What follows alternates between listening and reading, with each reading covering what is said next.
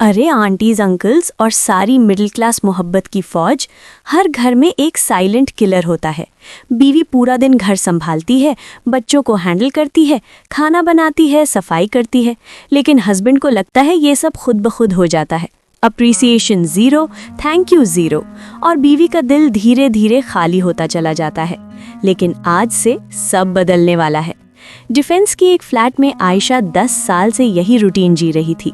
Ahmad office से आता, चाय पी के थैंक्स बोलता और निकल जाता। कल रात बोला था बॉस ने मेरी तारीफ की, प्रमोशन मिलने वाली है। आयशा ने मुस्कुराया, लेकिन अंदर से सोचा मेरी मेहनत का क्या। रात भर रील्स देखती रही। एक रील पे रुकी, start an appreciation jar.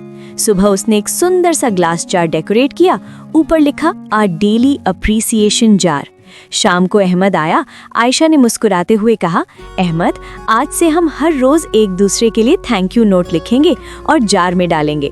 Month and पे साथ पढ़ेंगे। अहमद हंस पड़ा, ये क्या बच्चों वाला गेम। लेकिन बच्चों की एक्साइटमेंट में पहला नोट लिखा, thanks for making breakfast every morning. Ayesha के दिल में खुशी की लहर दौड़ गई।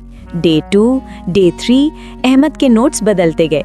लव्ड योर बिरयानी, घर आके सुकून मिला, thanks for keeping everything perfect.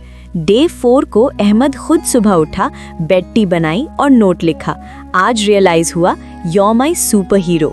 Month and पे दोनों जार खोलकर नोट्स पढ़े। आयशा रो पड़ी।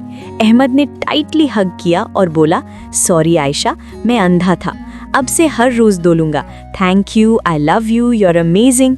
अब अहमद खुद ब्रेकफास्ट बनाता है, घर के काम में हाथ बटाता है और बोलता है मेरी क्वीन। सास भी वीडियो कॉल पे शौक, ये क्या जादू कर दिया बहू ने। तो दोस्तों, ये थी 5वीं बीवी आयशा की कहानी। घर में दूरी वक्त की वजह से नहीं, अप्रिसिएशन खत्म होने से आती है।